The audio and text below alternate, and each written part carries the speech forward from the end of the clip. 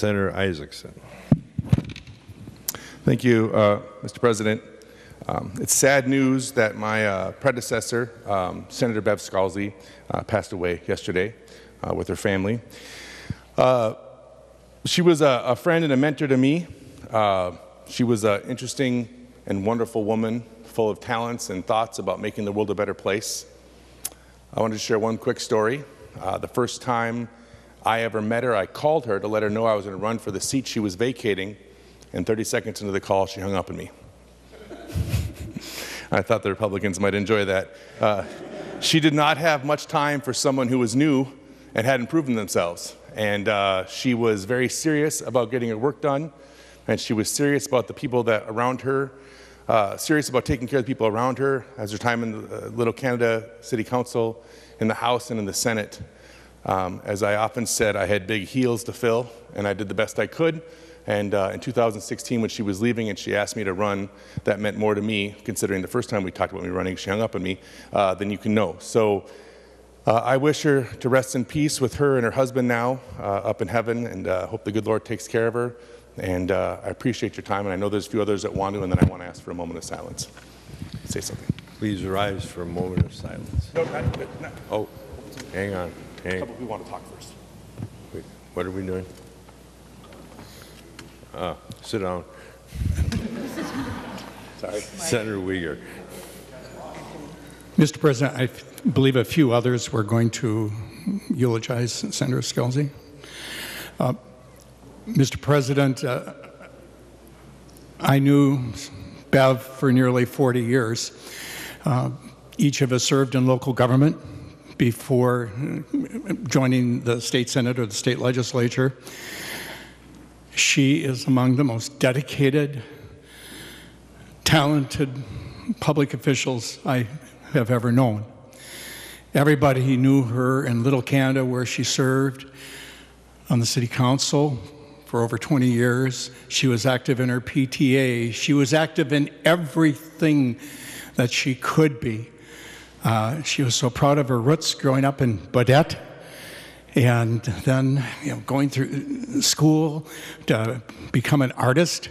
Very talented entrepreneur. She's won awards, stamp awards, and she was an entrepreneur throughout her life. I believe she was at 3M for a while, but as a technician, but then she was an entrepreneur and then a family business for over 30 years with the kids continue. But she was so involved in the community. And with the Ramsey County League of Local Governments, with the Chamber of Commerce, as an officer concerned, she knew all about the needs of small business. And she was very proud of the 3 Fortune 500 businesses in her district. She knew all about infrastructure, serving on the bonding committee, serving on local government and other items. She was impactful. She became the first chair of the Legislative Water Commission when it was reconstituted in 2014. And it was a pretty divided group, bipartisan, but who were going to select? And then who rose to the top? It was Senator Bev Scalze, and she continued in that role until she retired. Representative Torkelson then became the co-chair, but we all agreed she did a great job. She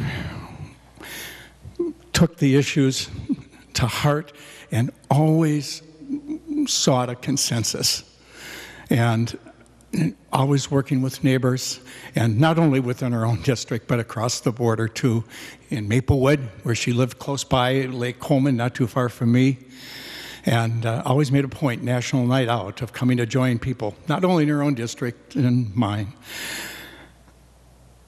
When I had a chance to visit her just a couple of days ago, I'll share what I told her. I said, and she couldn't open her eyes then. She said, I said to Bev, we love you. We are so appreciative of what you've done for the Senate, for the people that you served. You did a job well done. Thank you so much. And members, she smiled. Bev, rest in peace. Thank you so much. Senator Pappas. Thank you, Senator Uyghur, for those heartfelt comments about our colleague, Bev Scalze. She was a really good friend of mine. We welcomed her into the Senate from the House. And it's interesting, Senator Uyghur mentioned that she was born in Baudette and she went to Lake of the Woods High School. And obviously that was a strong influence on her because for 25 years she was quite an acclaimed wildlife artist, which I think a lot of us didn't know about her. In fact, she won the Minnesota Department of Natural Resources Minnesota Trout and Salmon Habitat Stamp Contest in 1991, and she had a lot of her artwork framed on the walls of her office. So she was very passionate about the environment, about clean water, and as Senator Uyghur mentioned, about local government, where she spent much of her career. I just wanted to end with I did want to mention that I attended her drive-by birthday party last fall because of COVID. She couldn't have an in-person birthday party, but there were 75 cars that drove by her house with signs and honking and socially distanced.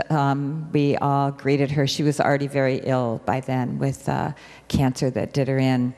I did find one wonderful quote from her. She said, "You do a lot of things for your kids, but you go to the wall for your grandkids. I want to leave them with something they can be proud of." We're certainly very proud of you, Bev Scalze. Thank you. Senator Marty. Mr. President, I don't want to restate a lot of things others have said. I got to know Bev during her 24 years on the Little Canada City Council and was always impressed. The small business owner and the wildlife artist, as Ike and others said. We didn't all know that at first till we started seeing all the stuff on our wall. It's beautiful. Who did it? She did. But I was one who helped try and encourage her to run for the House many years ago and really enjoyed serving with her all those years and glad to have her sit in front of me in the Senate for 4 years. But I want to summarize by what one of her House colleagues described her as. She was a small woman, but she was very strong and very principled, and we'll miss her.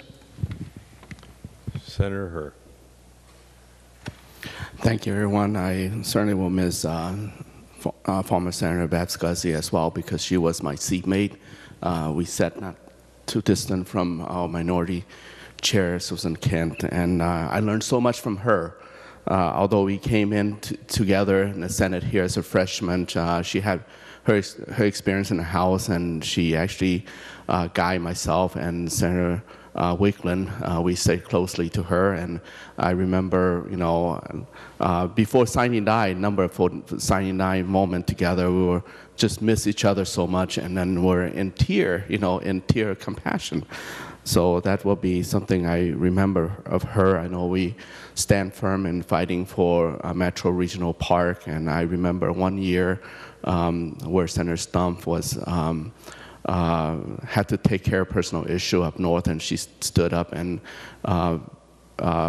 compromise and work with the House on bonding negotiation. And so I will remember some of the quality time spent here with Senator Bev Scalze. She's probably one of the senators that I see more often in my district. I see her at the Maplewood Plaza Theater, and we will wave at each other, and I would see her and her husband, Bob, frequently coming to Hmong Village, and because they love the deep fried Hmong pork belly, and so that's something that I will keep in mind forever. So rest in peace, my fellow woman senator, Bev Scalze. Thank you. Senator Isaacson.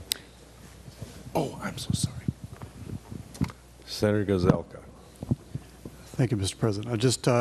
Bev Scalze, I want to say that I started with her in the House in 2005, so it was those beginning years, just everything fresh and new, and then in the Senate. And I don't really know any of her accomplishments here. That's not really what I wanted to focus on. Those are important things, but I also think what we leave in good character. And when I think of Bev, the one word that just comes to mind for me personally is pleasant. It was just good to be around her. And I think we give those kind of gifts to each other, and I think that was her character, something she gave to us. Members, please rise for a moment of silence.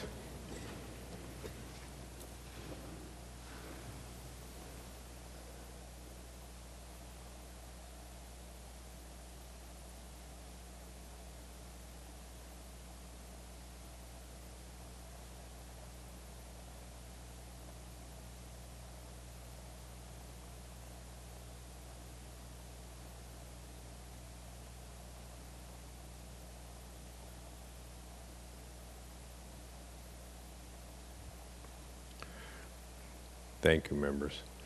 The Senate remains in recess to the call of the chair.